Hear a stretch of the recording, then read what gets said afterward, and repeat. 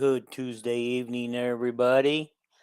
We are here on a random Tuesday night just to talk random things about women's basketball, men's basketball, wrestling, even. We don't always get wrestling in on this podcast. So I know it's a niche. What do they call it? A niche sport. So not a lot of people care about it or know enough about it. So, but we're going to talk a little bit about it tonight. And we're going to talk some portal news, portal needs, who's in the portal that Iowa coaches are following, according to X and Twitter. I understand they're probably going to rename X back to Twitter again. So anyhow, go ahead and hit that subscribe button. It's right there in front of you. It's just real easy. Just hit it while you're watching this. Hit the like button as well. Hit them both. Hit that little bell so that when we do go live, you get notification that we're going live. See, I hit the bell on my own subscription here, and every day I get every time we go live, I have a notification that I went live on my own channel. Anyhow, and then leave some comments. We had some comments today. Both Calvin and I went in and answered them. Made a comment or two about it, and then so we'll do that from time to time as we'll go in there and do comments. Yeah, here we got T Hink tonight and saying howdy. Thank you, T Hink. I wish you could have been on this broadcast with us. Okay. Yeah.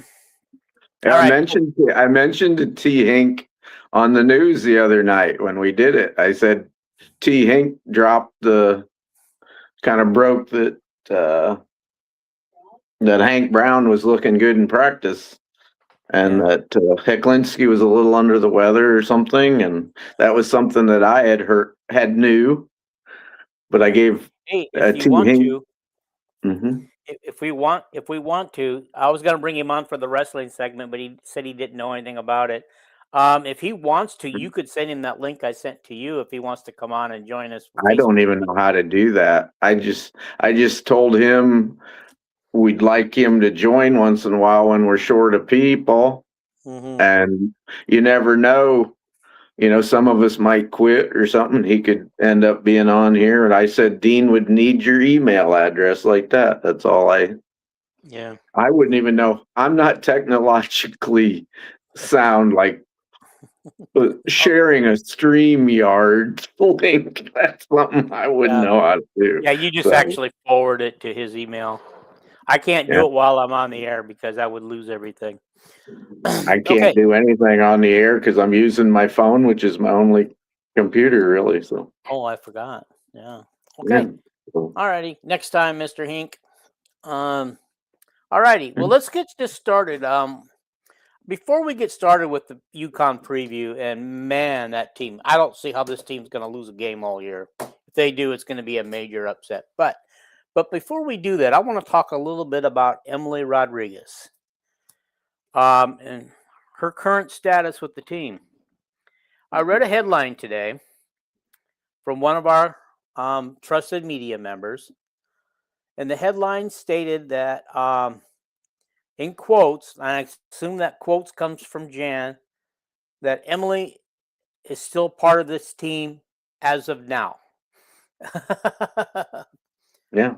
And I'm just wondering if she is considering, with the frustrations of her back injury and everything, if she is considering leaving Iowa, because Jan wasn't very subtle in that quote, and we do know that she has a back injury, and it's just taking her time to get healed because anybody who's had any kind of a back injury knows it's hard.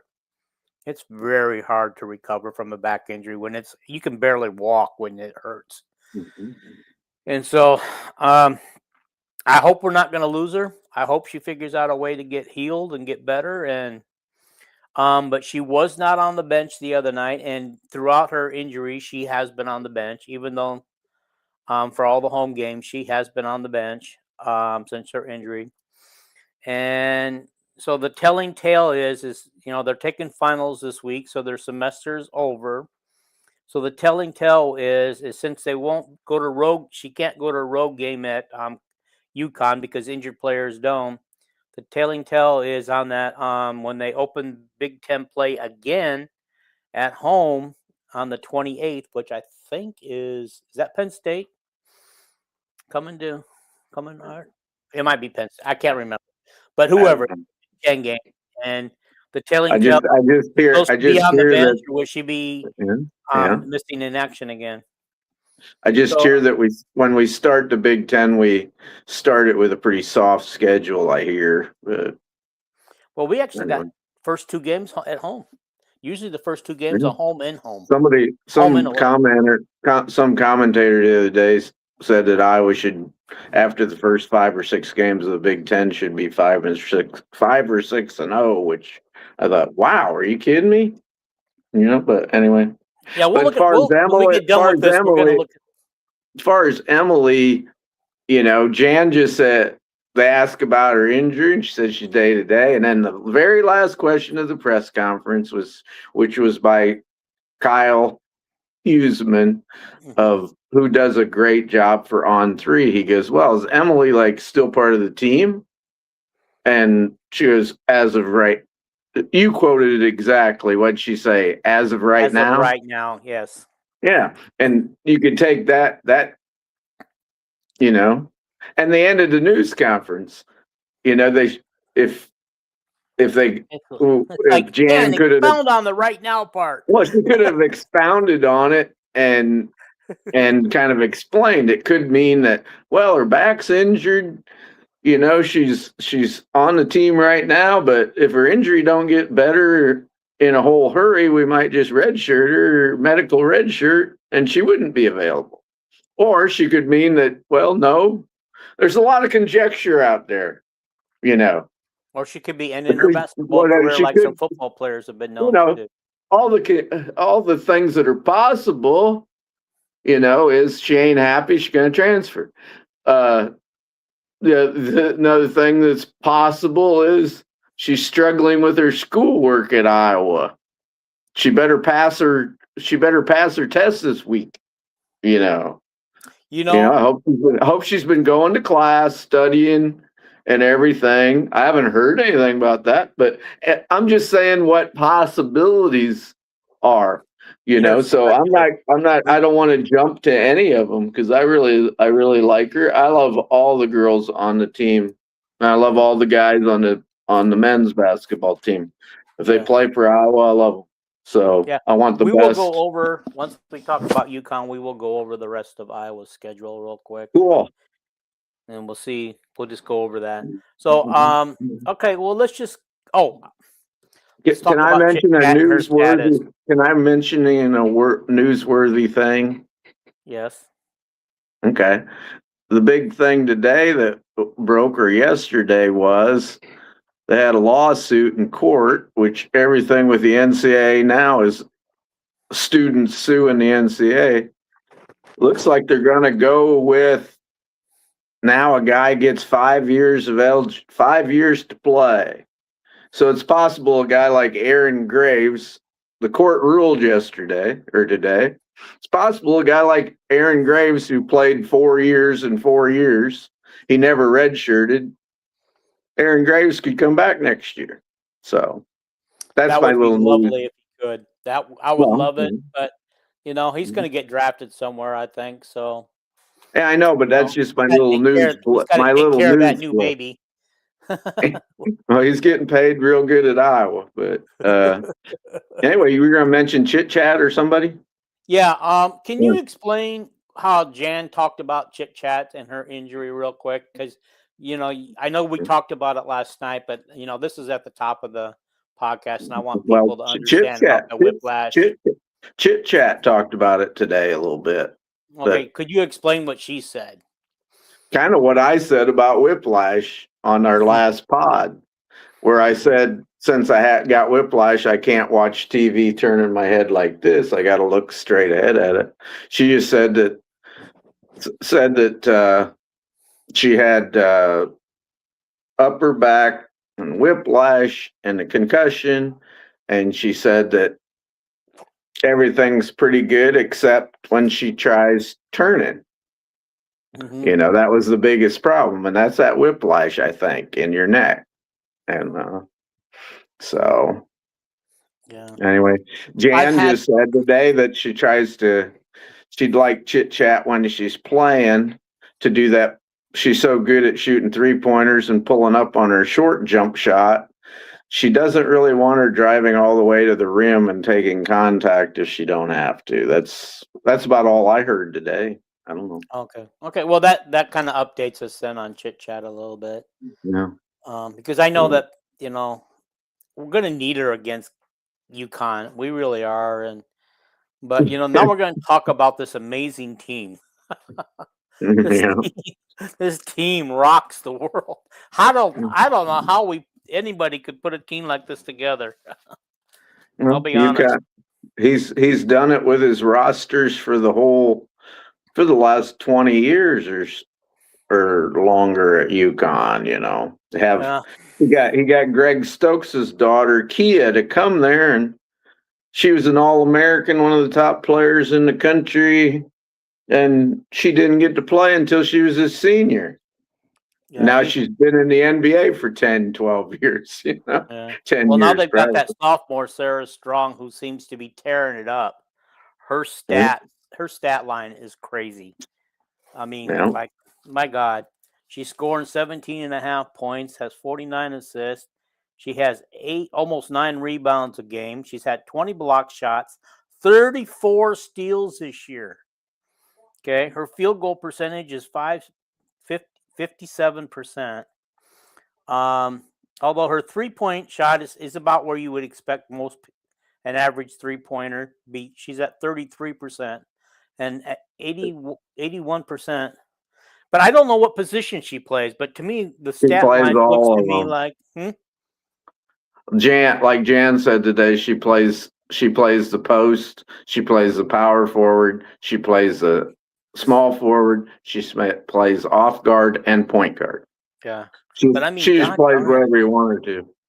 I think Ava, Layla, and Hannah are in for their work cut out because that many block shots in a season, that's crazy. Yeah, and she's a perimeter player. I mean, I can't believe that her 3-point shot. I can't believe it. She's shooting 33%. I thought she was up in the low 40s or something, but Well, she wait till you just. hear about the rest of the team. Az Fudd, you want to hear about her? 18 points a game, 32 assists, averages almost three. I mean, actually, averages 3 rebounds a game. She has 5 block shots, 21 steals. Her field goal percentage is 500, 50%. Okay, that's a Yeah, lot. Her but 3-point shot's even better. She's better on the perimeter, yeah. 53%. And she's perfect on the year for free throws. Perfect. She hasn't missed one yet. Okay. And they have this Blanca. I can't even say it. Quiznez. Okay, she averages 10 points a game. I think it's Keona's. Okay. Yeah. Okay. Alrighty. But she has a 56% field goal percentage. And on the 3-point line, she's 58%, almost 59%, and she's an 82% free throw shooter. I would swear to God when what's his name? I can't think of his name now. Gene, the coach. Oh, Gino? Gino, yeah, Gino. Hmm. When he went out, I swear to God, he was looking for perimeter shooters. I mean, you got Sarah Williams shooting 53% from the field. Kiki or KK Arnold shooting 38% from the field. Kaylee Heckel shooting almost 49% from the field. And you got Ali Zebel shooting 50% from the field. Those are amazing stats. If your team can shoot like that all the time, if those girls can shoot like that consistently, and apparently they are, because we're 10 games into the season for them, they're 10-0. I mean, Yeah, holy they cow! got But they haven't. they Yeah, go got ahead. the year we got Stremlo and Mulaney from Wisconsin, the number one girl in Wisconsin, she's for UConn now, and we tried like the devil to get her. She was like the number 5 player in the country or something, and she's a backup for him. She's starting to play quite a bit this year as a sophomore. Do you know But her name? I just went with the top 7 people. I didn't go, or 8. I can't remember I her didn't go name. below 8. Yeah. Sorry, I can't remember her name, but Yeah. they have backup. They have a backup power forward or center that's 6'4" and is real good.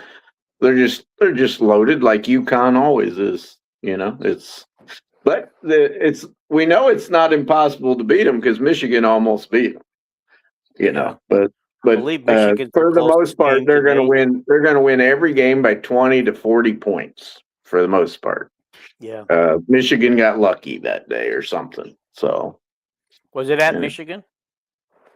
No, I don't think so. I think it was a neutral court or at UConn. But anyway, Michigan's got a real good team. I mean, when we pick our Big Ten standings in the women, anybody don't have Michigan, up near the top is crazy. Yeah, they got 2 great scorers, and the Michigan coach is a very good coach. So anyway, but yeah, it's gonna be boy, if Iowa can keep this game anywhere near close, it'd be a great, what they call a moral victory, right? Mm-hmm. It's like because Gino, he coaches very fundamentally sound defense, fundamentally sound ball handling and shooting, and he's a very demanding coach, and he's a great coach, of course, probably the greatest woman's coach that there's ever been. So Yeah. So here, okay. So the latest one that they beat was USC. Although USC without Juju Watkins is not the same team. That'd be like Iowa without Caitlin the years that we had Caitlin if she had gone out with an injury. But they beat Louisville. That's one of their closer games, 79-66. Florida State 99-67. Loyola Chicago 85-31. Ohio State, and Ohio State's considered one of the better teams in the Big Ten, 100-68. And Michigan hung within 3, 72-69. Utah 93-41. Xavier 104-39. South Florida 85-51, and DePaul 102-35. And then USC 79-51, and they play on Peacock. They play UConn Marquette tomorrow night. I think I will watch that game just so I can get a feel for who they are, because I haven't had a chance to watch this team yet. Ex-Iowa player coaching Marquette. So who's that? Who coaches Marquette? Oh, she's the ex-point guard for Lisa. God darn it. Can't Recent think. memory? What? back in the day or more recent? Well, back in the probably 2005 or something. She was a very good guard for Iowa. Can't remember her name, but and I think one of her assistant coaches is from Iowa too. But anyway, Michigan was at UConn.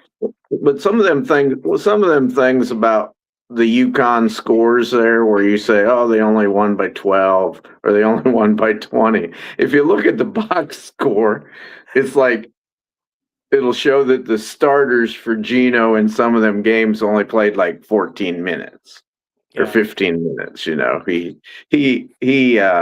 They get up by 20 points. He lets the bench play, and of course kind of like the Iowa game the other night. His bench is as good as our starters. So yeah, well, that's kind of like our Iowa game the other day when we were up 50, and then we clear the bench and we lose it. We got outscored like 24-4 or 5 in that stretch. I don't know. For the we only won by 40. So I think for the second that's game, second game in a row, I think we let I think for the second game in a row, we let the opposing team pretty much double their score in the fourth quarter. Yeah.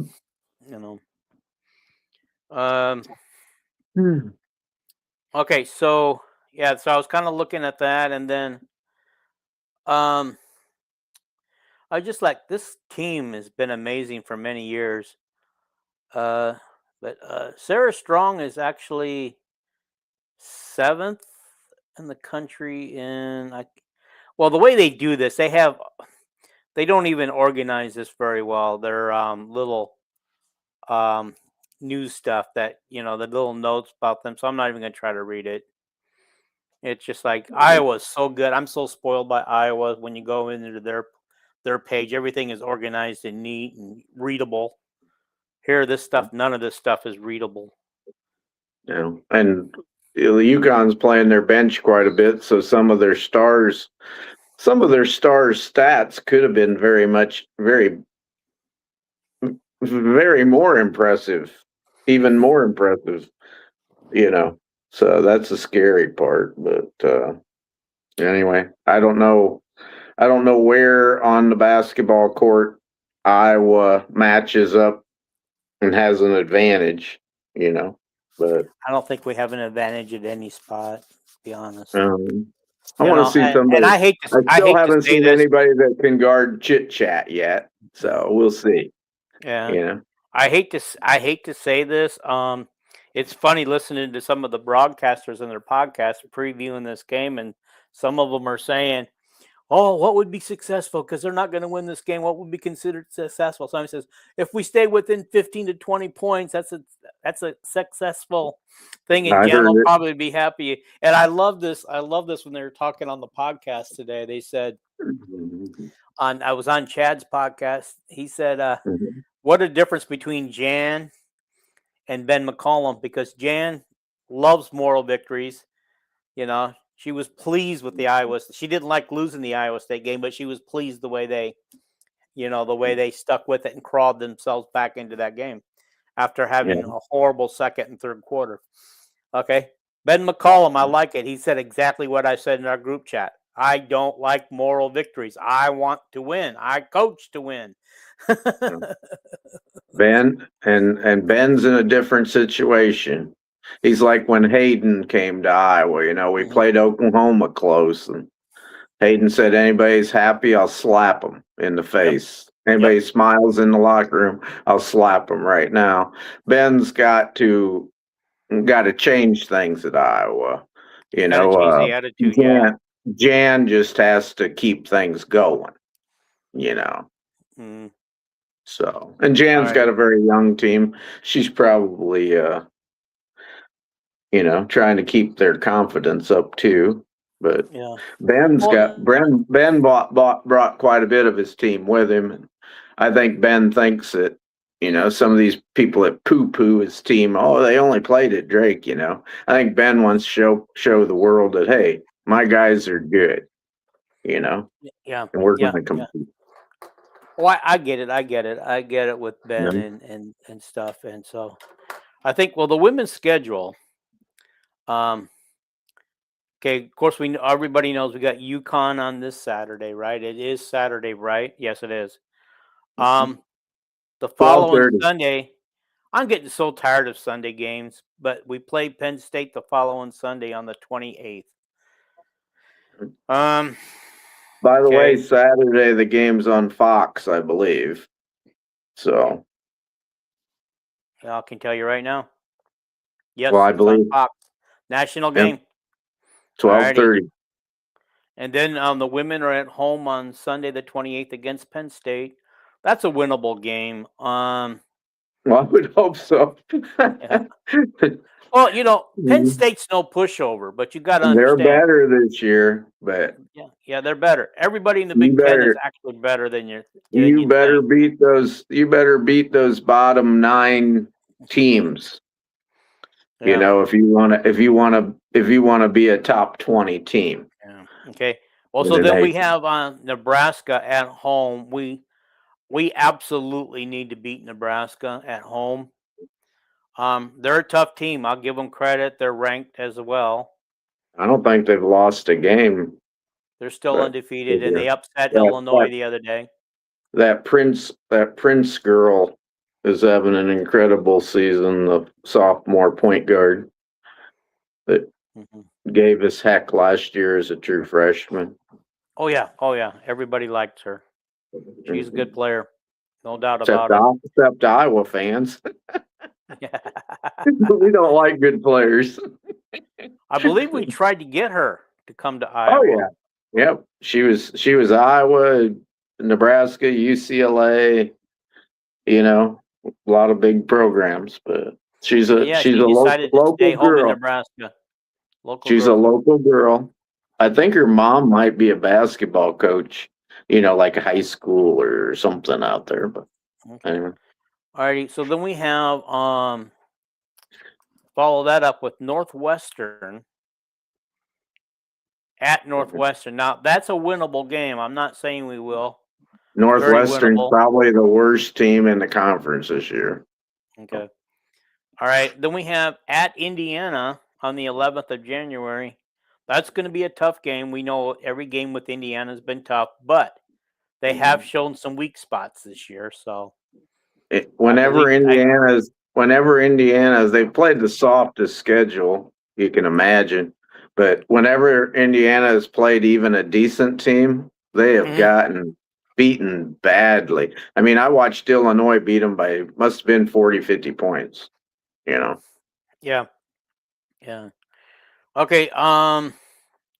Oregon at home on the 15th of January. That's a winnable game. That's one of them teams that might be in the bottom half of the conference. You got to win it. Yeah. Then we got Michigan State at home. Okay, that can be a winnable game. It should be a winnable game. Right now, we're ranked 11th, and I think they're like number 25 now. I don't know what's happened in the last couple games to cause that team to drop.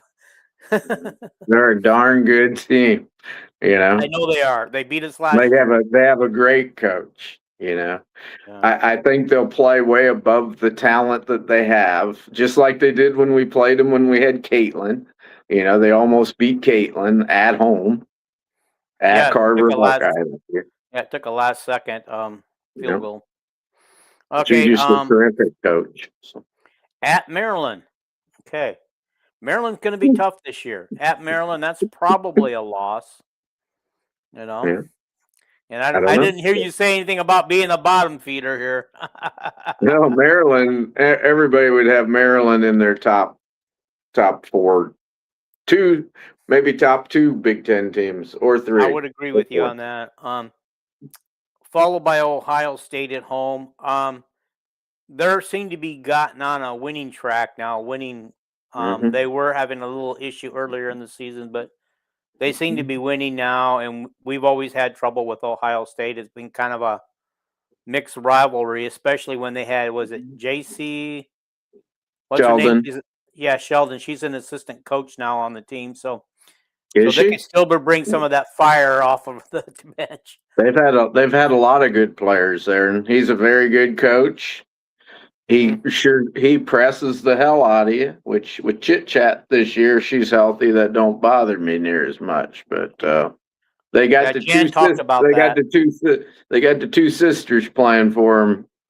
They had the freshman point guard who just drove us. Her name's like Cabroni or something. I don't know.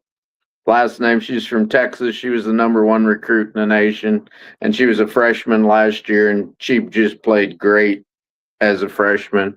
And then her sister transferred in, I think from Louisville or something. She's like a year older. They're a couple really good players. Must have really paid some good money to get them away from Texas, who's, one of the top teams in the nation. All right, I'm then sure we Ohio travel. State doesn't lack for fun. So Yeah, we travel to at the end of January, 1st of February, we travel to Los Angeles to take on USC and UCLA. Neither one of those teams are as strong as they were, but it is in Los Angeles, so I don't know what to expect. I would expect to probably come away 1-1 out of that, beat USC, lose to UCLA. UCLA's struggling. They're the #2 team in the country. So yeah. But they're not the same team that they were when they were #1 most of the year. I don't know. You would have thought UConn had been #1 all year, but anyway.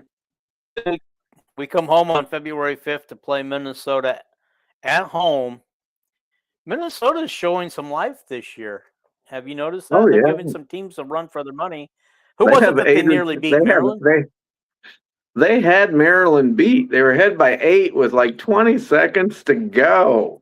And they threw the ball away 4 straight times. But Minnesota has a very good bunch of high school girls up there. And they have recruited, they got like about 10 Minnesota high school girls who are all pretty good players.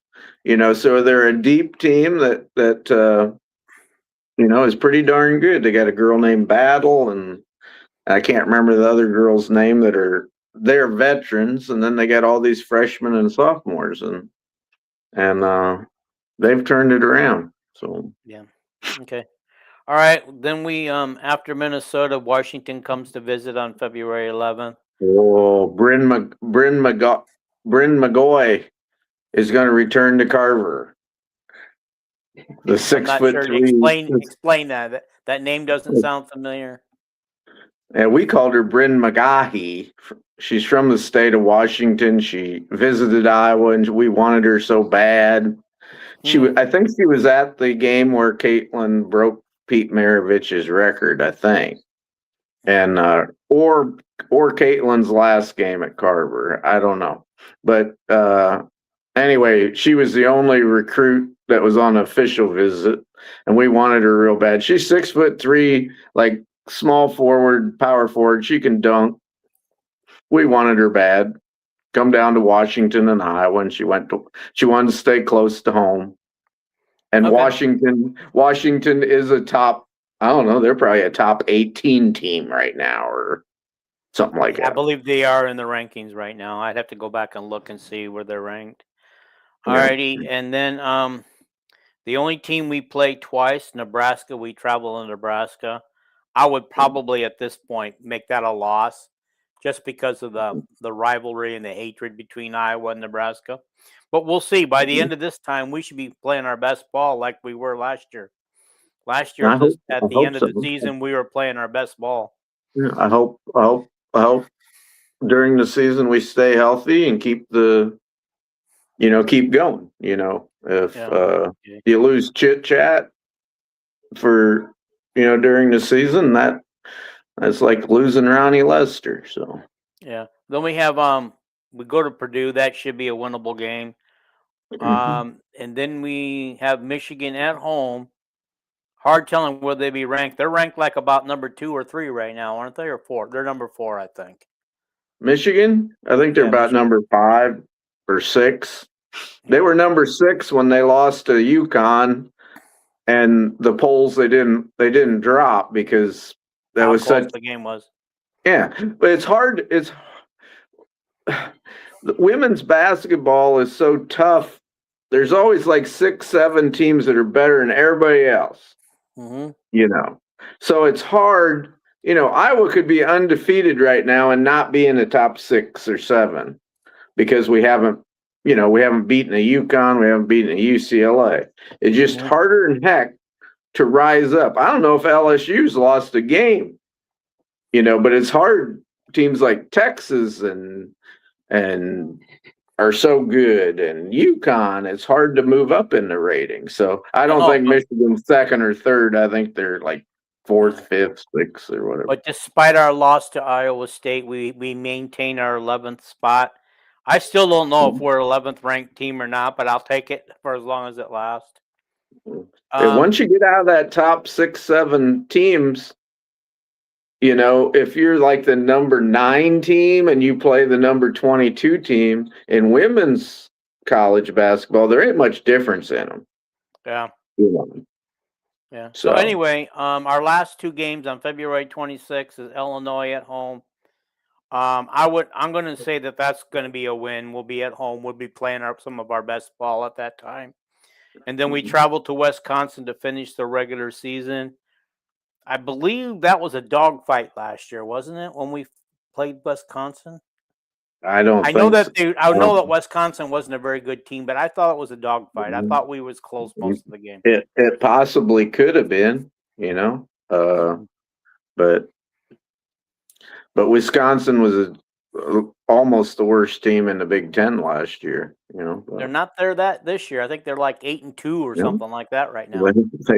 They got another Iowa coach coaching for them, Miss Becker. So this starting to look like a Dan Gable, huh? Where all the Dan Gable's boys are all over the place. Yeah, Lisa's got a lot of former players that are coaching all over the United States. So from South Carolina to the gal, she was at UCLA. Of course, she didn't play for Lisa. I think she played for Vivian. And of course, Joette Law at South Carolina, she was a Vivian player, not a Lisa player. But there's a bunch of them. So. Yeah. Okay. All righty. Let's just look at the men's schedule real quick. They're 9-2, 1-1 in conference. They should have no problem being 11-2 by the time they meet UCLA and Iowa City on the 3rd of January. Mm-hmm. UCLA really ran us off out of the UCLA Poly Pavilion last year. They pretty much ran us out of there. But with defense this year, but us playing better defense, I think we don't get run out of. I don't think we get run out of Carver. I think we might be able to beat UCLA this year. Them 2 games that we played there last year, USC and UCLA back to back that week, that was the worst defense I ever seen. Iowa, it looked like an NBA All-Star game where they just let everybody dunk. Mm-hmm. That's how bad Iowa's defense played in that game. So yeah, I would expect different results. The sad thing about this is with Fran's run and gun offense. I'm surprised we weren't able to hang with them. Well, but anyway, they probably had more NBA talent than we did. I'm going to say with our defense, they don't run us out this time, and we actually win that game. And then we travel to Minnesota on January 6th. I believe we'll win that game. Then we have Illinois at home. I feel like we can win that game. But then we travel to Purdue on January 14th. I don't think we win that game. We're at Indiana on January 17th. I don't think we win that game. We have Rutgers at home. We should win that. USC at home. We should win that. We travel to Oregon. That's going to be Oregon and Washington on the first part of February, the first week of February. I don't know about those 2 games yet. Northwestern and Iowa City, we should win that one. Didn't we smoke Maryland already? Well, we got a return engagement to them. Yeah. So maybe they'll be returning the favor. Then Purdue comes to Iowa City. The thing I don't like about this is some of the best teams we play twice. We play Purdue twice. Obviously, we played Maryland twice. Yeah, we're playing Maryland twice. We did beat them. We have Nebraska and Wisconsin, Ohio State, Penn State, Michigan, Nebraska again. So it looks like we have 3 teams where we play them twice. So yeah, Michigan will lose to, Nebraska and Lincoln will probably lose to.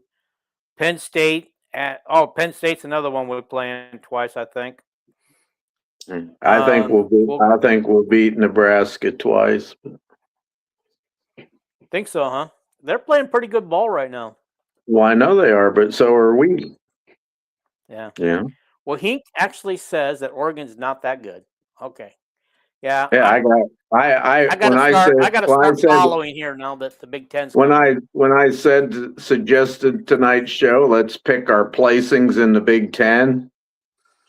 You know, so I got the women placings from 1 through 18, and I got the men placings 1 through 18. Okay, why don't you talk to us and tell us what you got? Tell us what you got in place. Did you do any placings or? I did not. I mean, okay. I was gonna go. I didn't know if I made my. I didn't want to. I didn't know. Yeah, I didn't pay much attention to the records now because then I'd click on and see who they played. Some teams like the Indiana women had a good record, but hell, they never beat a good team. Yeah. But anyway, you want me to give you my standings? Yeah, go ahead. Go ahead. Which one you want, men or women? Start with the men because we're talking about the men. Then we'll go back into the women. In the men, I have Michigan first, Michigan State second. I don't think Purdue's quite as good as they have been the last 3-4 years. I got them third. I got my Iowa Hawkeyes fourth, and that's a hell of a finish for your first year in the Big Ten. I got Illinois fifth. I got USC sixth. They have a very good coach. I got Wisconsin seventh. I just have a great respect for Mr. Guard up there. I don't think his team's that great, but he always gets them going, you know, in the Big Ten. In eighth, I have Nebraska. In ninth, I have UCLA. In 10th, I have Indiana, which is lower than most people have them. 11th, I have OSU, Ohio State. 12th, I have Oregon. They have a great coach, but I just don't see them, like whoever commented, I don't see them being that good this year. 13th, Penn State. I like their coach, and they're a battling team. 14th, Minnesota. They got a good coach. 15th, I got Washington. 16th, Northwestern. 17th, might surprise a lot of people, Maryland. I was not very impressed with Maryland nor their coach when they played at Carver. And then 18th, I got Rutgers. Yeah. But even those teams that are 14th through 18th, they aren't bad. They aren't bad teams. But somebody has to finish there, right? I know. It's like the men's basketball in the Big Ten. Probably Michigan State and Purdue are probably 3 of the top 6 teams in the country, maybe 8. Well, I'll tell you what, anything is going to be better. It goes right down through. It's like the SEC in football. The teams that are way down at the bottom aren't bad teams. Yeah. You know. Well, it's just like last year. I mean, Iowa finished in the 15th place to claim the last playoff spot last year. Yeah. Okay, Hink says that he's got Iowa going 11-9 and in the Big Ten and comfortably in the Big Dance. Yeah, because that would put them at 22-11.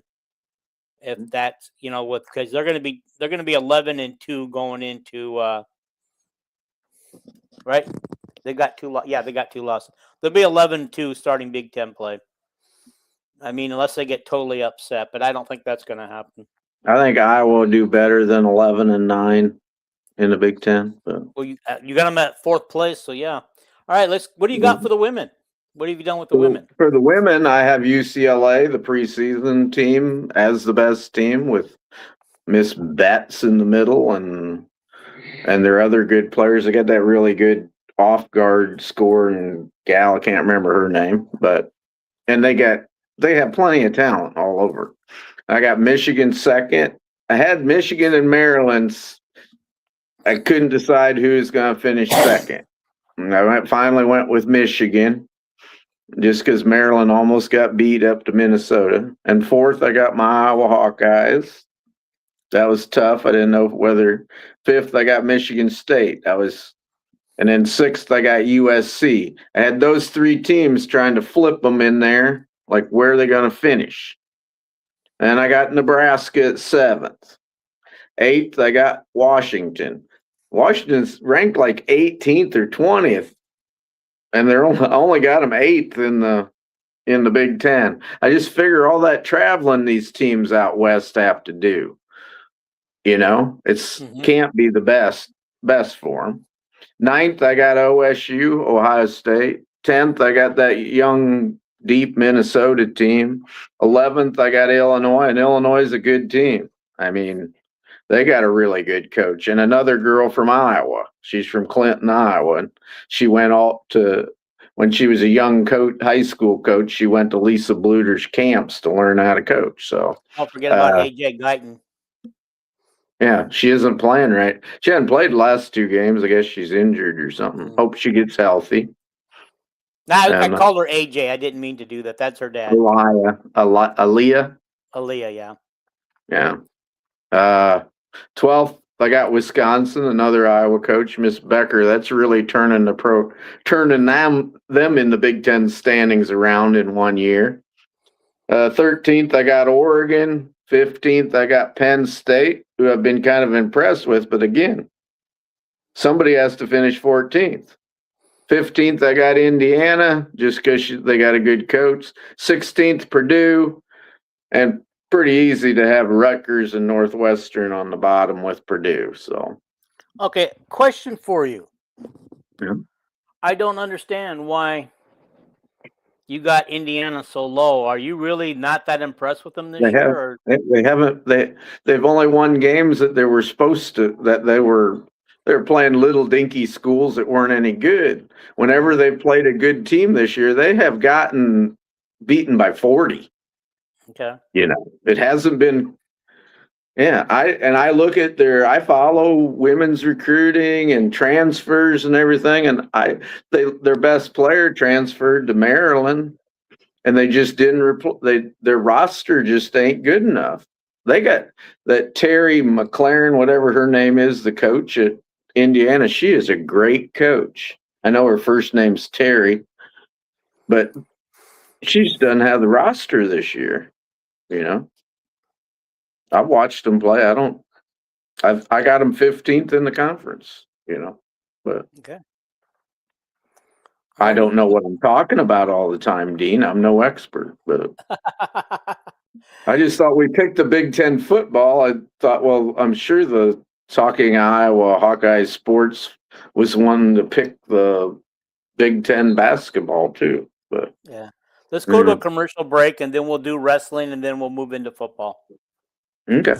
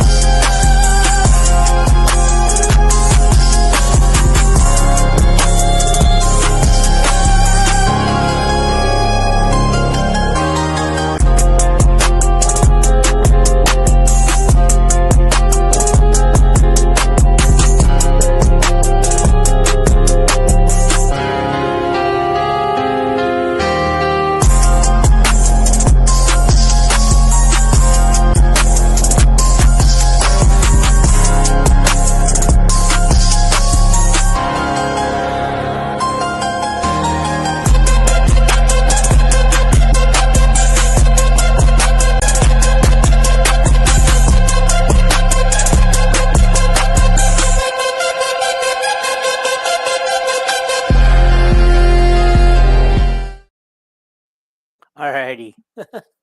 We are part of the Villains Sports Network. So, or actually, Villains Media Network, I think it's actually called for real. So, yeah, I just want to thank Andrew for all his help and Brandon and Brad for their help on pulling this off and getting me on this network. So, yeah. And it does say, I don't know, when you guys read that, it does say that we have no set date. Right now, our set dates are Sunday and Tuesday. You know, with as basketball winds or football winds down and basketball season heats up and wrestling season heats up, we will probably be jumping around a little bit to kind of follow the schedule of the basketball teams. And the I think having a Sunday, Tuesday, still having a show every one of them, I would think would help with our viewers. You know, that they kind of, oh, this is Tuesday night, I gotta tune in on Dean. You know, there you go. So There you anyway, go. Alrighty. how's that? All right, we're gonna Any word from Molly? tied back. Yeah, is she gonna come back anytime soon? She intends Just to come keep back. her in her thoughts, or what? Yeah, just keep her in your thoughts. She does intend to come back right now. Right now, she can't, and so Yeah, we miss her. So yeah, I've told her that we all miss her. That people are asking about Mhm. her, and she knows that she's missed and she's loved. Just keep her in your prayers, guys. She needs Mhm. some prayer right now. Yeah, Okay. I mean, I know what's going on with her, but I'm not at liberty to say. yeah, we don't need to know. So Okay. Alrighty. So now we're moving on to wrestling, Mhm. and so I'm going to start with the top 5 ranked wrestlers, and I didn't actually see who this was before I took a screenshot of this. But Ohio State ranked number 1, Iowa number 2, Penn State number 3, 4 Iowa State, 5 Oklahoma State. I'm going to be honest, guys. I don't agree with these rankings. Mhm. Iowa ahead of Penn State in the rankings. Come on. You know, if you want to put Ohio State until they wrestle Penn State, you can do that if you want to. But Iowa is not the number 2 wrestling team, and especially when the number 4 team, Iowa State, beat us pretty bad. So that Yeah. wasn't even a good meet. And so that was a disappointing meet. I think all Hawkeye fans would agree.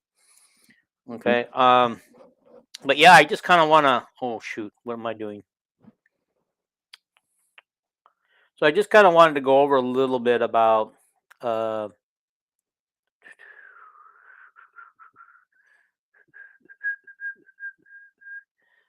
Alrighty, I just kind of wanted to talk about some of the guys that are in this wrestling team. They are. I don't have their dual record up here. I don't believe. I was gonna read you guys some of the stats tonight from some of the starters and stuff. But to be totally honest, I happen to know for a fact that these aren't correct. Um, like for this record for at 125 for Joey Cruz, who's been manning 125 a little bit off and on, and then he bumps up to 133 every now and then, I think. But they have his record at 5-1. There's no way. There's no way he's number 1. Only lost once. He lost in every one of those dual meets against Iowa State, Oklahoma State, and Ohio State. So that's 3 losses right there. Plus, he lost this weekend and finished 3rd at the Jim Couch or Jim Coke, however you want to pronounce it, thing, and we'll go over that. Dean Peterson and is at 5-1. Cale Peterson at 9-0. Kenyon. Let's see. Kenyon is Henderson. Hernandez, I mean, is 4-0. He won this weekend at the 133 weight class. Drake Ayala did not wrestle it. Surprisingly, Drake Ayala's record is considered 4-3, and Nassar Bailey, who won his division at 141 this weekend in a tournament, is 4-3. Ryder Block 4-1. I also know that he's lost more than once. Jace Rhodes, I think he won this weekend as well, and he's 3-1. And so, just going on that thing, the biggest disappointment for me is Miguel Estrada at 149, 157. Hasn't wrestled at all this year. He is a wrestler out of Bakersfield here, where I'm stationed at, where I'm thing. And to see this young man not wrestling, he has a 13-3 record from last year, but he's not wrestled all this year. And all I can think of is there's only a couple of wrestlers on this list who haven't wrestled at all this year. And so all I could think of is that they can't redshirt him because he used his red shirt last year, even though he's 13-3. Maybe he's hurt. I mean, could be hurt. Mm-hmm. There's a Joseph Kennedy on the team at 157, who's 2-2. I do not know if he's related to Patrick. Could be. Michael Caliendo, 6-1. Like I said, these are not up to date. I can tell you that. Kennedy, 6-1. Angelo Ferrari is 6-0. And he should actually win the national title this year. How do you say his name? Andy, you know. Andy sounds good to me. So yeah, he's listed at 6-1. Harvey Ludeking at 197 is listed at 8-0. And okay, back up. They had a different heavyweight wrestle last weekend. They did. His name is Gage Marty. He's 0-2. He lost both of his matches last weekend. Ben Keeter is only listed at 2-1. And I know he's lost more than that. So I'm not sure where these records come from or anything like that. So it's kind of weird, in all honesty, these records. And so I just hope the guys improve on what they've done so far this year. Even the guys that have done real good, like Ferrari and them, I hope they all, and Endy's, I hope he improves where he wrestles aggressively for three periods. I hope they improve and work and make us all proud. But yeah, anyway, Cale I Peterson can't see. leaves. Yeah. Cale Peterson and Isaiah Fenton lead the team with 9 wins. Overall percentage, never mind. Dual wins. In duels, Caliendo and Patrick Kennedy, Angelo Ferrari and Indy all have 6 wins. And so all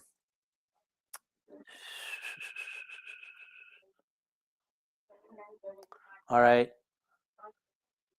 As far as pins go, Harvey Ludeking, I can't say his name, has 4 pins.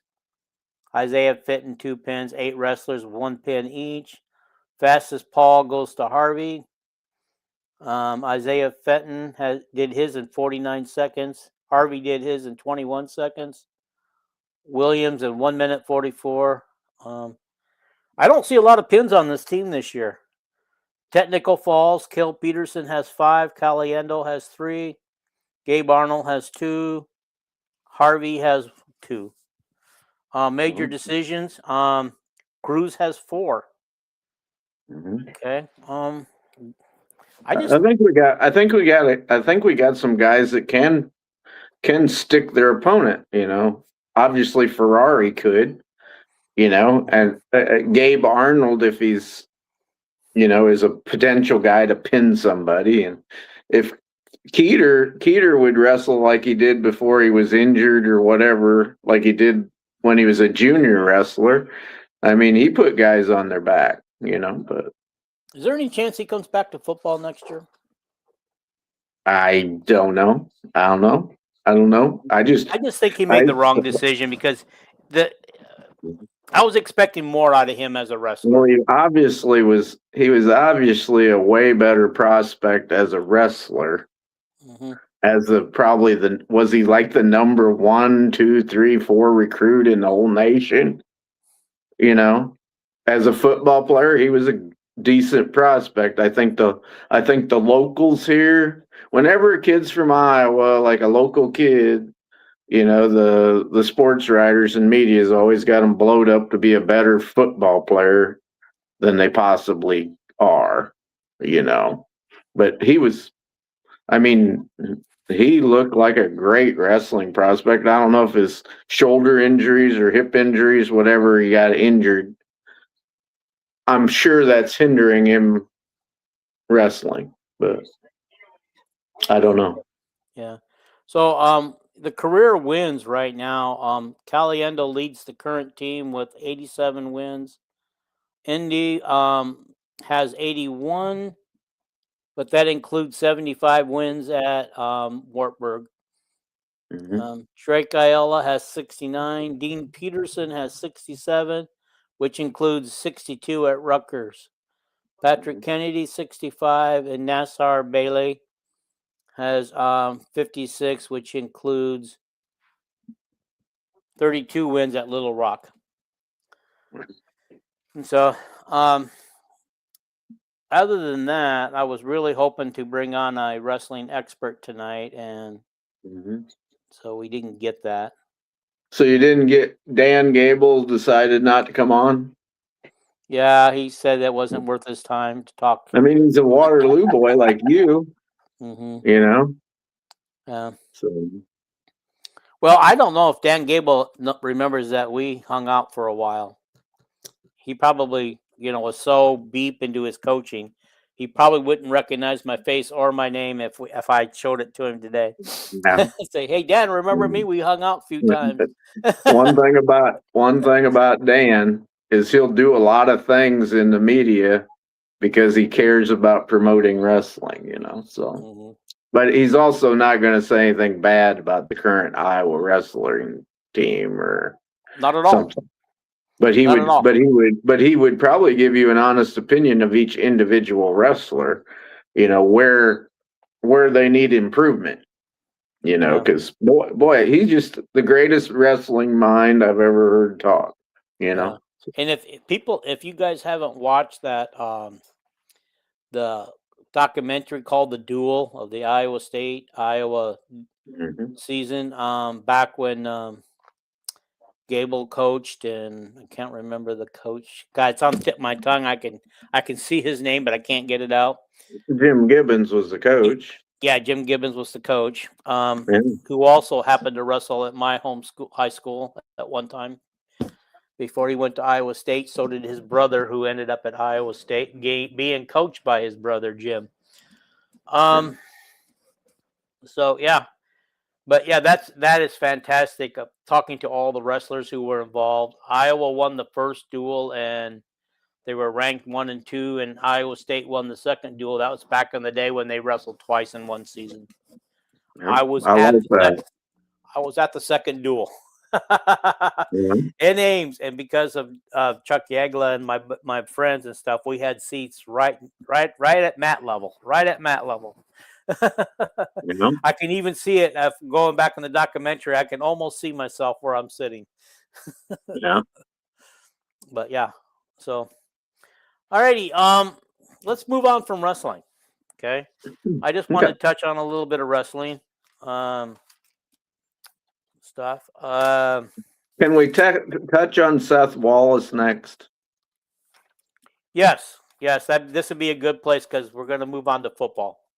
Yeah, he told Nebraska that he's happy at Iowa. He don't want no other job, and they didn't have no interview, but their big offer was through Seth's agent, and Seth said he was not interested at all. $2 million or whatever is what they say, which would be almost as much as Phil Parker's being paid, and it'd be a $500,000 raise for Seth. And I couldn't imagine him going to Nebraska. Penn State's was after him 1 year, and Minnesota was after him, and he obviously wasn't going to go. I think he's just going to stay at Iowa. And somebody said, Seth, if he wants to be a head coach at Iowa someday, which I don't even know if he wants to, maybe he just wants to be the defensive coordinator yet, for the rest of his life. But somebody said today, well, how come he don't go to the MAC, and go coach at Western or Central Michigan?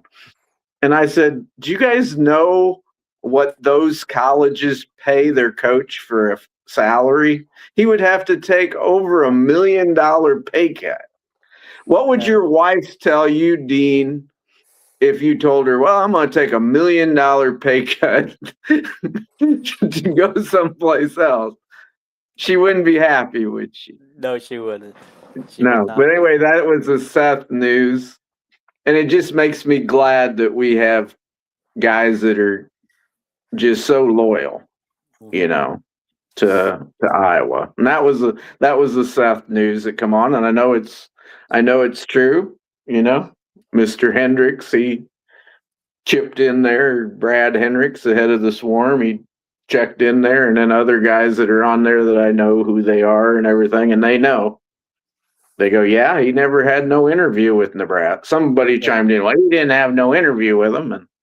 And why the hell would anybody that wanted a defensive coordinator, if you wanted to hire him, why would you ever even demand an interview with Phil Parker or Seth Wallace? You just want them. Yeah. They don't have to pass an interview, but anyway. Yeah, that's funny. By the way, On3, I noticed that I've been commenting a lot the last 2 days on On3, and I'm still rated as a freshman in that group. It's like, dang, dude, how much posts do I got to make to get to sophomore level? They have people's comments rated. They have them rated on there as far as if you make a comment, they rate you. Well, no, it depends on how many comments you make. Like, I don't comment that a lot, so I'm listed as a freshman. I believe you're listed as a senior or something like that.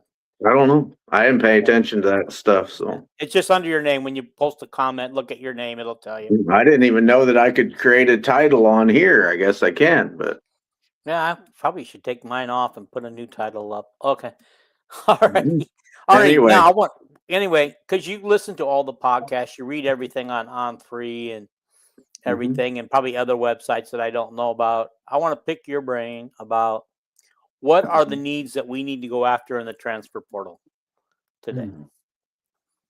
What needs do you think we're looking at? Well, I mean, you also saw the list. Pretty obvious. The two biggest needs in the transfer portal, unless there's right now the freshmen, sophomores, and juniors who aren't playing have battled for the last 10 days in practice. Maybe somebody is just like a superstar now, but everybody knows we want a wide receiver or two, or we're going to get decommitments from wide receivers that are really good that committed to other schools, and then their coaches left. That's something that's in the plans here. But I'd say wide receiver and defensive tackle.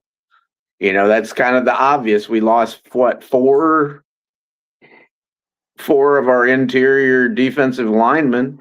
If you don't have a defensive line, you can't win, can you, Dean? No, it starts on the lines, both lines. You need both lines to be solid. Yeah, and then we got 4 senior wide receivers. What is it? Gil Phillips, Seth Anderson, and the Wet Jet. And the Wet Jet was really contributing as a wide receiver the last 4 or 5 games, right? He was getting more involved, and that's something we got to replace that, and I'm sure they're looking. And that's beware. Those would be the 2 biggest needs. Do we look for an actual long snapper, or do we just not waste we any have to time on that and hope somebody we lost our backup punter. You got to have 2 punters. Mm-hmm. We lost our long snapper, one of them. You got to have two of them in case one gets hurt, Mm-hmm. right? So you Yeah. got to have two kickers, two punters, and two long snappers. We need one of each, Mm-hmm. whether they're high school kids or transfers. Yeah. I So think they yeah, did like last year. That's a need. But the wide receiver and the defensive tackles, those are what's going to cost you a lot of money, you Yeah. know, as far as that goes. But yeah, we need. You're right. We need a punter, kicker, because we only got one kicker, Mr. Burr, coming back. And one of the kickers we're interested in is actually Drew Stevens' brother. He's at Washington State. You Oh, know, interesting. Why he didn't come to Iowa? I guess he didn't want to play behind his we brother. didn't offer him. Mm. He wasn't as good as near a potent a leg as his brother had. And of course, we just offer walk-ons. You got to pay your own way, which Mhm. nowadays, I guess, with NIL, they really don't pay their own way. None of the walk-ons pay their own way anymore. Yeah, they just get enough money to cover their expenses. Cover their books and tuition, Mhm. and every walk-on gets to eat meal, gets the team table. Yeah. Nowadays, but he's one of the kickers, and he ended up going to South Dakota State out of high school. Went 1 year there, then he went to Washington State, who's Washington State's coach now is coaching Iowa State. I think his name is maybe Jack Stevens.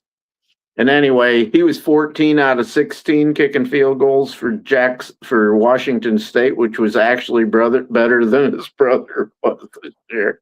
And but again, he don't kick 70-yard field goals, you know. Yeah.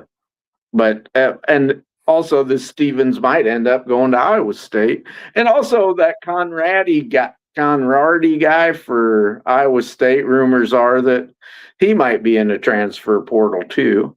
But Yeah. you know, the Well, guy that made 54 yarders against Iowa well, from Dubuque. you know what? If he's What? available, I'd say go get him. Go get him. Well, He beat us. I He beat us twice. I know you agree with me, Dean. I agree with whatever LeVar Woods decides. You know, LeVar's pretty good at picking kids. So, but you got to have a long snapper, and you got to have a kicker and a punter. And our punter Nissen, who graduated, the backup punter, he's also the guy that held the kicks for since Torrey Taylor left. So we need a good holder. The backup holder this year was actually Fitzgerald's boy. Hopefully he stays. Everything I hear is that he's staying at Iowa. You Oh know, yeah. and of course, Dean, you're on the subject. You know, we are following 2 or 3 quarterbacks at least in the transfer portal. And they just do that for insurance purposes in case some of our quarterbacks do decide to leave after bowl practices. Can You I know. can I name those quarterbacks for you while we got them? Yeah. It looks like we've offered Corey Scott, but since the portal's not open, my guess is that we've offered through the his agent, not him directly. The agents talk, and he's also. I think there's different rules for kids that are not Division I players. He's a Division II player. West Florida's Division II. Okay. Yeah. Alrighty. He's a wide receiver that we've talked about, and his quarterback is his teammates at Stokes. You know, that we talked about on the last pod too. We yeah, haven't. and he's I don't actually think a we. wide receiver, not a quarterback. I'm sorry, my eyes. Yeah, Corey Scott, but he's really good. So Yeah. Okay. So and the he three and he quarterbacks has. here on I understand that he has Iowa as one of his favorite schools. So. that would be great because we do need good wide receivers. Alrighty. You mentioned that we're probably following 3 or 4 quarterbacks. On Mm-hmm. Twitter has us following. The coaches are following Marcus Stokes from West Florida, Mm-hmm. Colton Joseph from Old Dominion, and And Arrington Maiden I from don't. Memphis. Yeah, the Memphis quarterback is built like Gronowski. He was a freshman, Mm-hmm. and he went to like Texas A&M High School in Texas. And he's built like Gronowski, real powerful. There's only one highlight of him. He was a freshman this year. And he's like 6'2", 215 pounds. And his one highlight you can look up this year was him carrying like 10 tacklers for 10 yards. He's a very powerful runner. I don't think he had any pass attempts. Yeah. But I think he had the one. other kid, He had you one. said the other kid from Old Dominion, Mhm. I don't think he's tomorrow. Old Dominion plays in their bowl game, but I think I think he opted out and went in the transfer portal. But I guess we'll see tomorrow if we tune into that game. Yeah. His name's Joseph, right? Colton or something. Yeah, Colton Joseph. Yeah, and he Okay, had good numbers. That's interesting. Who were the two that you sent me today? You sent me That was people. them two. Okay. The two was the quarterback at Memphis, and then that Colton Joseph was the name I can remember. You know, I don't have it in front of me, but he's also like 6'2" and weighs 200 and some pounds. I would love to see this Marcus Stokes from West Florida. I'd like to see how many passes he threw to his teammate Corey Scott.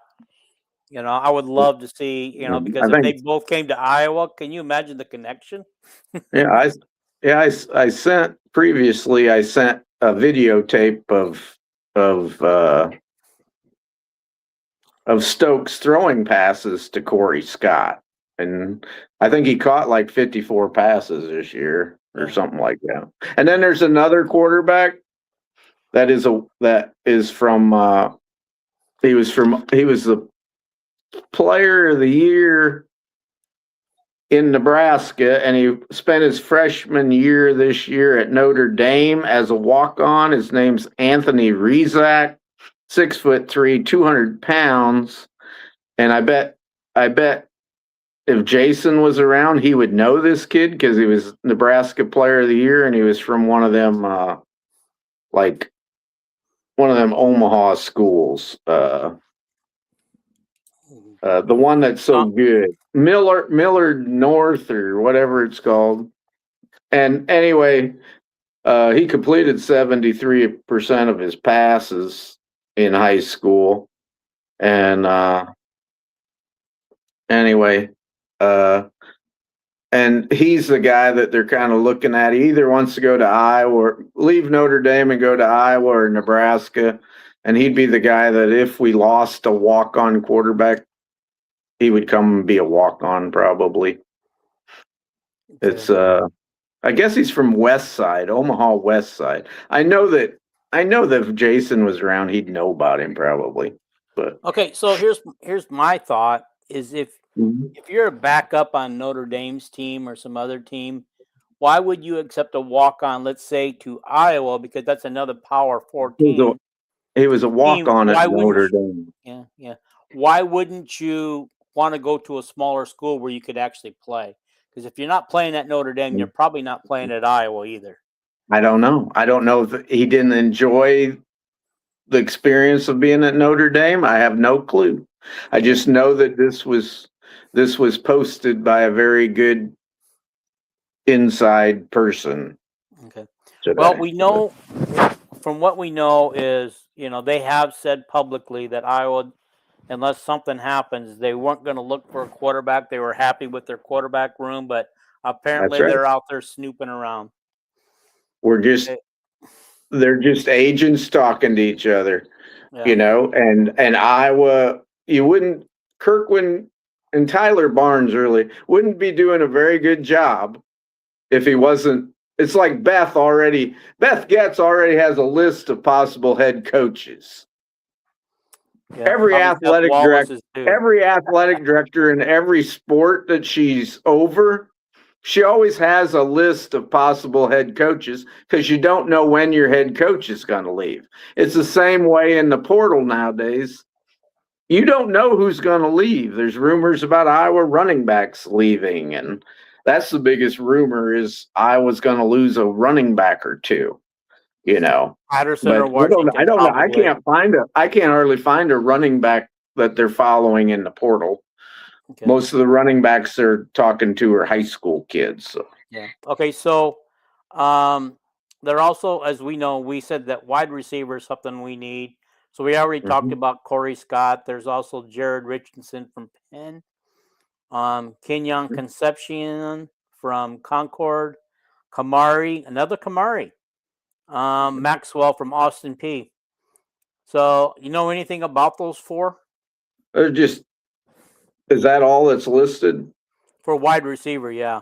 They got two Okay. tight ends on here. Okay. Luke Janicki from Minnesota Duluth and Taylor Newcomer from Charleston. Yeah. I don't know much about them wide receivers. I know the guy from Penn and the guy from Concord had real big numbers, but I don't know. The two wide receivers I know more about is Zay Robinson at Iowa State University. He was a local tremendous recruit. He might have went to the same school as Nwampa and Proctor and them. Or no, he might have been from a Des Moines Dowling or something. But anyway, he went to Iowa State, and this was his freshman year. And of course, the coach left. And right now, they're showing Iowa and Kansas State as two teams that he's interested in the two leaders that he's interested in transferring to. He was a great point guard in high school, and he is a tremendous athlete. Zay Robinson. He'd be an incoming red shirt freshman next year. The other kid is this is a high school kid, and he's from the Omaha area. And his name is Marion Jackson, and he's a wide receiver that just decommitted from Iowa State after they lost their coach. And his top three teams when he committed to Iowa State were Iowa State, I think Illinois, and Iowa, with Iowa number 2. So people are thinking, hey, he might come to Iowa. Why not? If he's that good, why not get a guy you're going to have for 5 years instead of a guy you're going to have for 1 or 2, and you don't have to pay him near as much. But yeah. So, hey, they are looking at 1, 2, 3, 4, 5, 6, 7, 8 defensive ends. Joshua Graham at Mammoth. I mean, these are who they're following. Another Kamari. We could have 3 Kamaris on the team if they all came to Iowa. Defensive end Kamari Brown from Elon. Defensive end Damon Green from Rice. I like that name, Damon. Isn't Elon? Isn't that where Marco went? Yeah. We'll have to ask him about how he liked Marco. Okay. Defensive end James Bradley from Mississippi Valley State. He's 6'5", 242. Okay, he's a big one. Oh, I guess Jesse Graham is also a big one, 6'5", 250. These guys are kind of skinny, but they're defensive ends, so they need to be rushing. Okay. And a lot of these teams, like teams from a small school, they don't even have a training table. So if a guy's 6'5", 250, literally by next year at Iowa, he's going to weigh 285. Yeah. From lifting weights and eating. Hey, is there in the Quad Cities a university called Davenport University? Because this next guy comes from Davenport University. Mark. That is a big no. Okay. Okay, so Davenport University must be somewhere else. 6'7", 265. Wow. All right. Yeah. Defensive end Elijah Baldwin from UTEP. Defensive end Alex DeGreek from Harvard. Okay. Yeah. Defensive tackle now. Carter Jenke from Penn. Got a couple of Penn guys they're following. Bryce Stevenson from Holy Cross. That's another defensive tackle. Another defensive tackle, Emmanuel. I'm not even going to say his name, but he's from North Dakota. Defensive tackle Wes Woodward from Liberty. To Colby Grant, another defensive tackle from Mississippi Valley State. Mhm. And one more defensive tackle.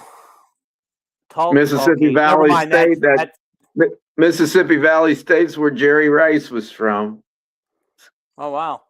Make Yeah. sure you got that one right. We don't need somebody coming on and correcting us. Well, you're the one that said it. You said Jackson State, and that the actual team in the bowl was Jacksonville State.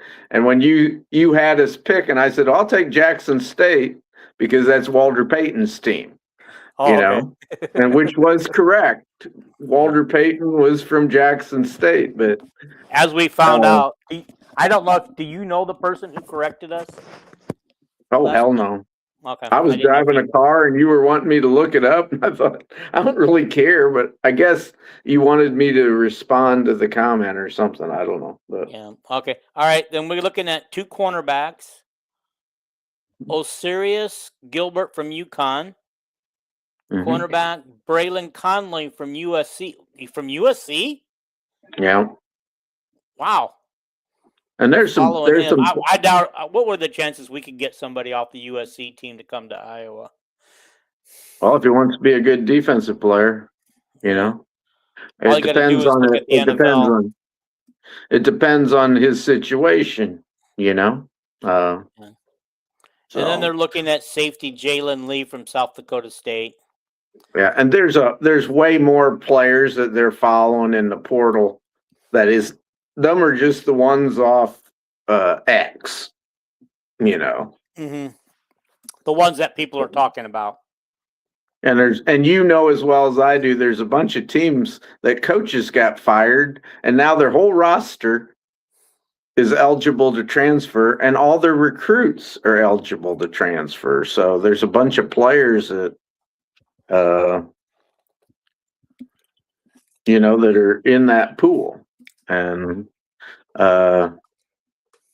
it just all depends on if Iowa has very many people go into the portal. You know, how many we take. But wide receiver and defensive tackle, it doesn't matter who goes in the portal or don't. We're going to take some people there because that's a need. That's a very much a need. And like you brought up, kicker, punter, and long snapper is something we have to fill. Yeah. Yep. Hopefully, maybe we got somebody, one of our high school players coming in that did some punting on his team or kicking. That will we had a kicker punter visit Iowa several times this year, and he's from he's from someplace in Iowa. I watched tape of him and everything. He's a taller kicker. He looks like Jan Stenerud or something. He's like 6'3" and 200 pounds, but he's visited. I would have thought that if LeVar was extremely interested, he'd have had him commit now as a walk-on. Mm-hmm. Of course, our guy that's going to be our kicker next year for probably the odds on kicker next year is the freshman Burr here from Bettendorf, who's a very good kicker.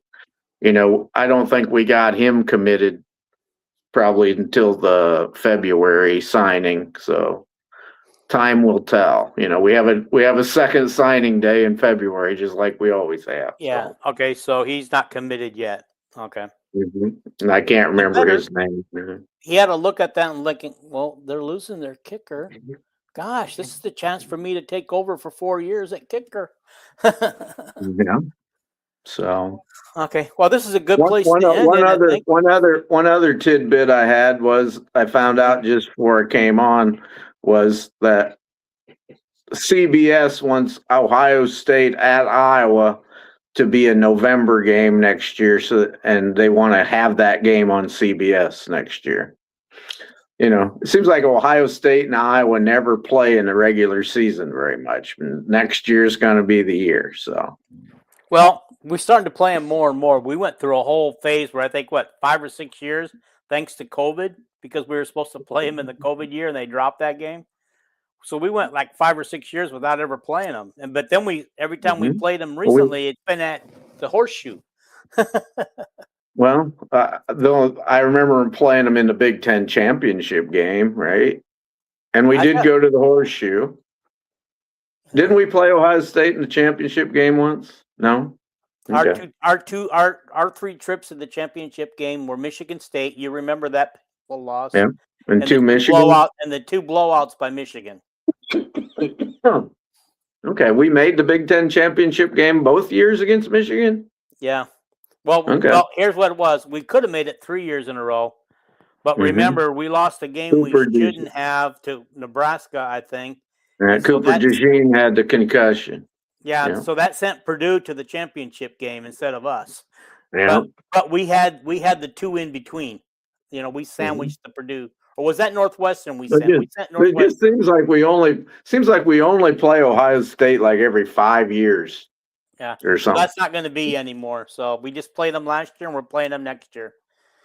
So yeah, that's probably what why we don't have any time set yet, because TV networks are trying to figure things out, as well as trying to figure out the playoff system for next year, and when can you actually start the season, because Iowa may have to move some of their non-conference games if they want to start the season, or move a Big Ten game right before you start your non-conference season and put it first. They're talking about moving it up a week in August. So, I mean, there's a lot of things going on that's going to be interesting to see over the next several months. Yeah, it's like when we talk about having a show, what are we going to talk about on Tuesday? Football is year-round now. Yeah.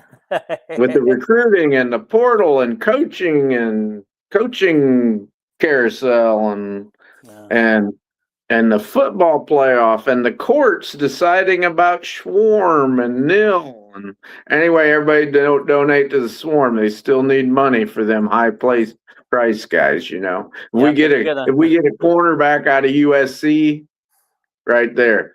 If Aaron Graves gets another year, we need $800,000, and that's what we need.